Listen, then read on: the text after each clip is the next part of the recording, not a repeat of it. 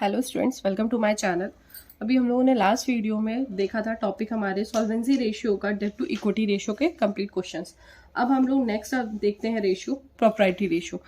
Proprietary ratios की अगर बात करें मीनिंग की, तो हमारी प्रोप्राइटरी रेशियो का मीनिंग होता है एस्टेब्लिश एक तरीके से वो रिलेशन जो आपस में है, किसके बीच में, प्रोप्राइटर फंड और टोटल एसेट्स। मतलब कि जो भी प्रोप्राइटर का फंड है और जितना भी टोटल एसेट्स है उसका जो एक रिलेशन है, क्योंकि हमारा रेशियो का मतलब ही है कि रिलेशन, एक जो रिलेशन है उसको एक्सप्लेन करना। तो यहाँ पर क्या होगा, हमारा जो प्रोप्राइटरी रेशियो का जो फॉर्मूला होगा वो होगा proprietary ratio is equal to share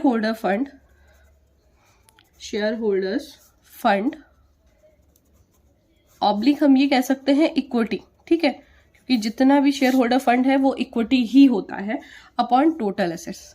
ठीक, अब बात करते हैं कि अगर हम टोटल एसेट्स की बात करें तो टोटल एसेट्स को हम ये नहीं कह सकते हैं कि total assets is equal to non current assets plus current asset.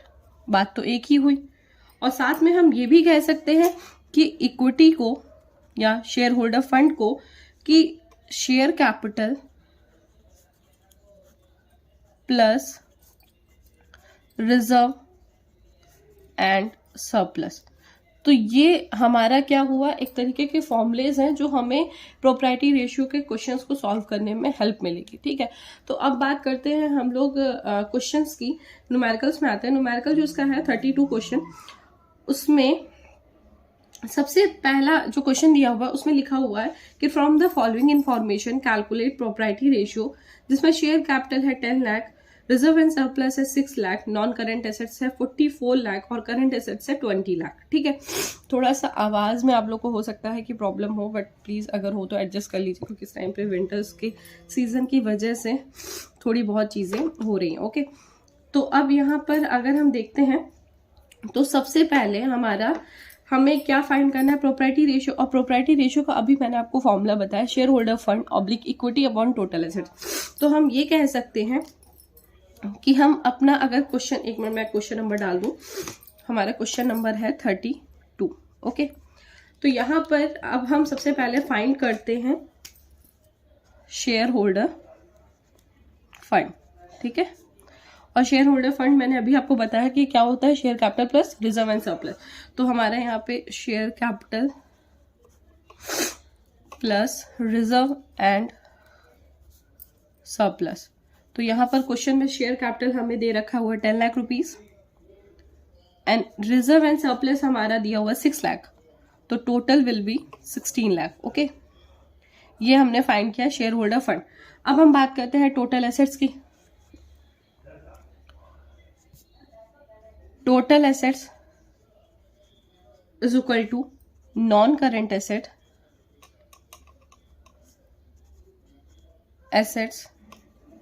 Plus current assets. ठीक है, तो यहां पर अब क्या हो जाएगा, नॉन करेंट एसेट्स जो अमाउंट है वो है 44 लाख और प्लस हमारे अगर करेंट एसेट्स की बात करें तो 20 लाख।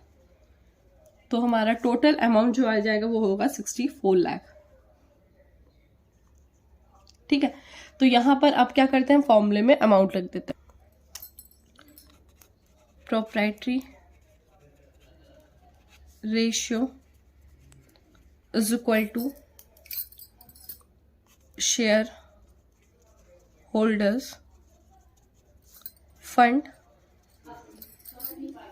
Upon total assets. ठीक है, अब बात करते हैं अमाउंट अगर रखेंगे तो 16 लाख हमारा अमाउंट है अपॉन 64 लाख। तो हमारा कितना हो जाएगा, 0.25 रेशियो 1, और इसे हम चाहें तो हम ये भी कह सकते हैं कि 25%। ओके, तो यहाँ पर हमने क्या फाइंड कर लिया, हमारे प्रोप्राइटरी रेशियो, क्वेश्चन नंबर 32। अब हम बात करते हैं क्वेश्चन नंबर हमारे 33। क्वेश्चन नंबर 33 में बोला जा रहा है कि from the following information calculate propriety ratio and the डेब्ट टू इक्विटी रेशियो, हमें दोनों को फाइंड करना है।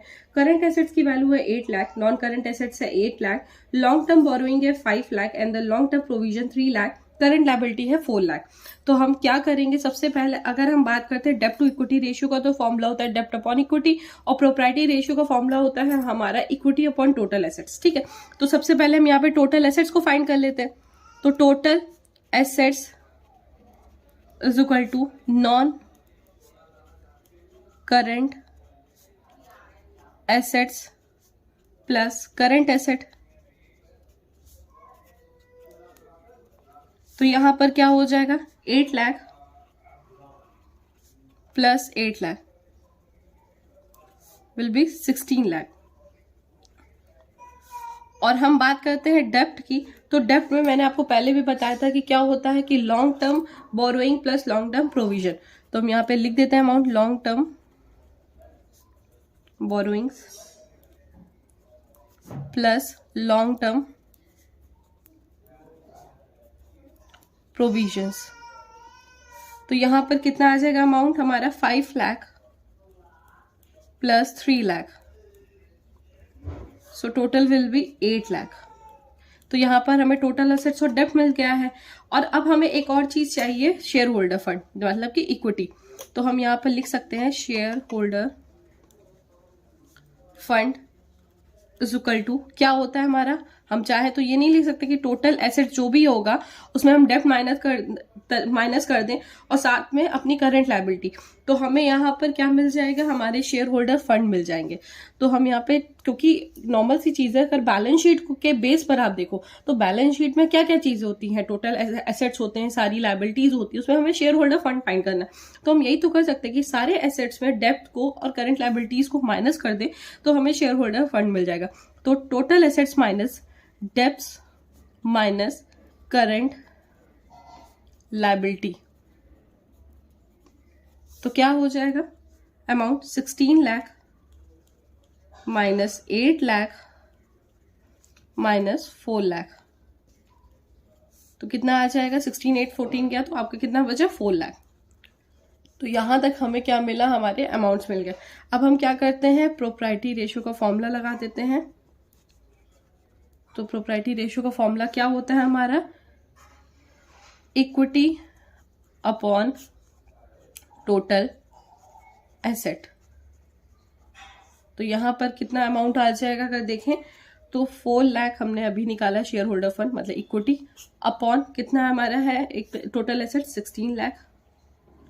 तो हम कितना फाइंड कर लेंगे अगर अमाउंट, तो हो जाएगा 0.25 रेशियो 1, या हम कह सकते हैं 25%। ठीक है, फिर से हमने यहाँ पे प्रोप्राइटी रेशियो निकाल दिया। अब हम बात करते हैं डेब्ट टू इक्विटी रेशियो। डेब्ट टू इक्विटी रेशियो क्या आ जाएगा, डेब्ट अपॉन इक्विटी। तो हम अमाउंट रख देते हैं 8 लाख, अभी हमने डेब्ट फाइंड किया था, और इक्विटी हमने फाइंड किया था 4 लाख। तो क्या हो जाएगा 2:1, ये हमारा क्या निकला, आंसर निकला। ठीक है, तो हमने क्वेश्चन नंबर 33 कंप्लीट किया है और हमारा प्रोप्राइटी रेशियो भी कंप्लीट हो चुका है। अब हम लोग बात करते हैं डेब्ट टू टोटल एसेट्स रेशियो की। हमारा नेक्स्ट जो टॉपिक है वो है डेब्ट टू टोटल एसेट्स रेशियो। ठीक है, और इसमें अगर हम बात करते हैं इसके फॉर्मूले की, तो जिसका फॉर्मूला होता है वो होता है डेब्ट अपॉन टोटल एसेट। कोई ऐसा टफ फॉर्मूला नहीं है, मोस्टली जो भी इसके फॉर्मूलेज होते हैं वो इसके खुद के नाम पे ही बेस्ड होते हैं। ठीक है, तो हमारा क्या है, डेब्ट टू टोटल एसेट्स, हमारा यहाँ पे रेशियो का फॉर्मूला होता है डेब्ट अपॉन टोटल एसेट्स। अब इसका जो क्वेश्चन है 34, उसमें बोला जा रहा है कि लॉन्ग टर्म बोरोइंग 8 लाख है, लॉन्ग टर्म प्रोविजन है 2 लाख और टोटल एसेट्स है 25 लाख। तो हम यहाँ पर बहुत इजीली फाइंड कर सकते हैं क्वेश्चन में, क्वेश्चन नंबर 34 कि डेब्ट बोलते हैं तो डेब्ट कितना हो जाएगा, डेब्ट क्या फॉर्मूला होता है, long term borrowing plus long term provision, कितना आ जाएगा 8 लाख प्लस 2 लाख। ठीक है, ये हमारा डेप्ट, क्योंकि डेप्ट का फॉर्मूला मैंने आपको बहुत बार बताया है कि लॉन्ग टर्म बोरोइंग और प्लस लॉन्ग टर्म प्रोविजन होता है, और टोटल एसेट्स का फॉर्मूला होता है non current assets plus current assets. और लेकिन क्वेश्चन में टोटल एसेट्स ऑलरेडी दे रखा हुआ है, जो कितना है total assets is equal to 25 lakh. ठीक है, तो हम यहां पर क्या करते हैं, डेप्ट टू टोटल एसेट्स रेशियो, क्या फॉर्म है, डेप्ट to total assets upon total assets. तो हम यहां पे लिख देते हैं डेप्ट अपॉन टोटल एसेट, जो कितना निकला है, अभी हमने यहां पर, सॉरी मैंने अमाउंट नहीं लिखा था, 10 लाख रुपीज। तो यहां पर आ जाएगा हमारा डेप्ट का 10 लाख और यहां पर आ जाएगा 25 लाख, जो हम कहेंगे 0.4 रेशियो 1। ये हमारा हुआ क्वेश्चन नंबर 34, और इस तरीके से हम यहाँ पे क्वेश्चन सॉल्व करेंगे। नेक्स्ट क्वेश्चन होगा 35। 35 में बोला जा रहा है कि कैलकुलेट डेप्ट to total assets ratio from the following. Share holder fund will be 24 lakh, total डेप्ट 20 lakh, short term borrowing 4 lakh and the other current liability 4 lakh. Actually है क्या, हमें यहाँ पर फॉर्मुलेज देखने पड़ेंगे थोड़ा सा, मतलब क्योंकि फॉर्मुलोज से ही आपको एक फाइंड कर पाओगे कि हम किस तरीके से क्वेश्चन को निकालें। तो यहाँ पर हम देखें तो हमें क्या निकालना है, डेप्ट टू टोटल एसेट्स रेशियो, उसका फॉर्मूला होता है डेप्ट अपॉन टोटल एसेट्स। तो अब हम यहाँ पर ये नहीं कह सकते, जैसे हमें जितनी चीजें दी हुई हैं, तो हम यहाँ पर बोल सकते हैं कि डेप्ट is equal to total dept minus short term borrowing minus other current liability. ठीक है, तो अब अगर इसकी बात करते हैं तो हम ये जो फॉर्मूला निकला है वो कैसे निकला, वो तो सिंपल है कि टोटल डेप्ट is equal to dept plus long term borrowing. ठीक है, तो यहाँ शॉर्ट टर्म बोरोइंग, तो यहाँ पर हम इसी बेस पर हम यहाँ पे क्या करते हैं, अमाउंट लिख देते हैं 20 लाख माइनस 4 लाख माइनस 4 लाख, जो कितना हो जाएगा, टोटल विल बी 12 लाख। और हमें पता है कि अगर हम अब एसेट्स को फाइंड करना है हमें, तो एसेट्स के अगर टोटल एसेट फाइंड करना है, क्योंकि हमें पता होता है कि आप हर क्वेश्चन के फॉर्मूला को अगर देखो तो उसको बैलेंस शीट से रिलेट क्या करो।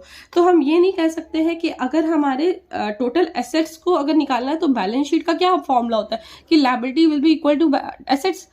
तो अब जब एसेट्स अगर हमें निकालना है तो हम ये नहीं कह सकते कि शेयर होल्डर फंड जो भी है हमारा प्लस टोटल डेप्ट इक्वल टू एसेट्स। तो यहां पर अगर ये फॉर्मूला रख दें कि total assets is equal to share holder fund plus total डेप्ट, तो कितना अमाउंट आ जाएगा, 24 लाख हमारा क्या निकला है शेयर होल्डर फंड, और 20 लाख है हमारा डेप्ट, टोटल डेप्ट, तो 44 लाख अमाउंट आ जाएगा। और अब यहां पर हम फॉर्मूला लिख देते हैं हमारा डेप्ट टू टोटल एसेट्स रेशियो, जो हो जाएगा डेप्ट अपॉन टोटल एसेट। तो यहां पर अमाउंट लिख देते हैं 12 लाख अपॉन 44 लाख। ठीक है, तो हमारा जो आंसर आएगा वो कितना आ जाएगा, 0.27 रेशियो 1। ठीक है, इस चीज को बस इतना ध्यान रखिए कि जो आप अगर ये फॉर्मूला सोच रहे हो कि ये फॉर्मूला कहाँ से आया, तो ये नहीं है फॉर्मूला, मैंने आपको बताया था कि टोटल डेप्ट is equal to long term borrowing plus short term borrowing. तो आप वहां पर अगर लॉन्ग टर्म बोरोइंग तो डेप्ट होता है, तो यहाँ पर डेप्ट निकालने के लिए हम इस तरीके से नहीं कर सकते रेट।